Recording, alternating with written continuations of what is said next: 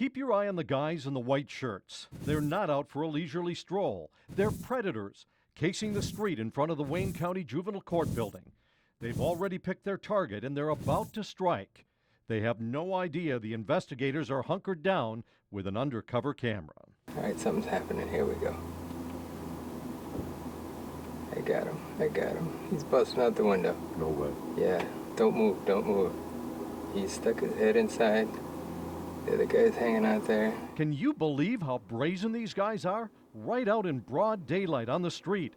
It took 3 seconds to break out that car window with a screwdriver, and they're gonna make a haul. He's got his whole body in there now. You'll see how this plays out in a minute, and you'll see what happens when the victims walk up and discover they've been robbed. Right now, let me tell you how I knew this was gonna happen. I knew because they got me a few weeks ago. I came out of the courthouse to find my window shattered, my briefcase and brand new Channel 7 laptop gone. I felt stupid for leaving my stuff in the car. I felt guilty, like I had done something wrong, and I was mad. And when I came here to make a police report, my anger turned to outrage. A veteran cop told me these break-ins have been happening on a daily basis outside the juvenile court, sometimes 4 and 5 times a day. And he told me this has been going on since the late 80s. The next day, I went back with an undercover camera and saw piles of broken glass everywhere around the courthouse. Pile after pile after pile. I realized how many people have gotten that same sinking feeling I had. It wasn't about me anymore, and I was determined to put a stop to it. I figured if I could catch the crooks on camera, it might rattle someone's cage enough to get something done about this outrageous situation. It's glass all up and down the street. It's obvious that people are breaking into these cars in broad daylight. Lawyers who come to court and courthouse employees have nothing to worry about. They have secure fenced-in parking, and there's plenty of security inside. We counted 6 security guards in the courthouse lobby, and there's a Wayne County Sheriff's deputy in every courtroom. It's deputy sheriffs in there, and you have security guards in there.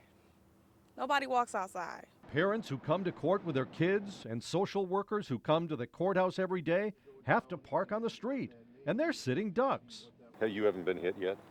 Once. You did get hit? Yeah. What'd they get? They got my radio. It feels terrible, doesn't it? Absolutely. And that brings me back to these guys. You're about to see how this robbery plays out. The thief crawls in through the broken window so he won't set off an alarm by opening the door. While he's inside, his partner in crime hangs back as a lookout, then leans into the car and comes out with something in his hand. Now, are you ready for the money shot? The inside guy opens the back door, setting off the alarm, and they bolt into the city-owned housing complex with the motherload of stolen stuff. We saw them run with 2 bags. They stole our purses out of our trunk.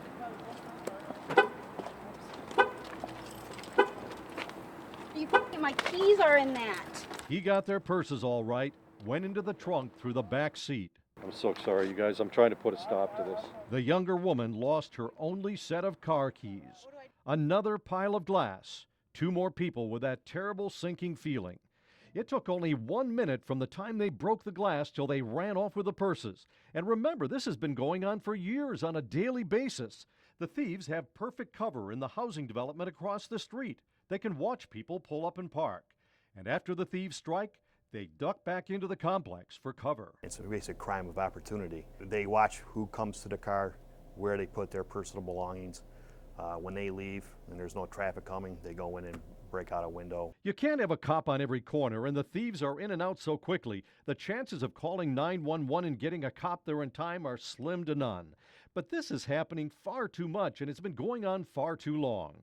Can't someone in power do something to stop this? In the meantime, let's see if we can get justice for these folks.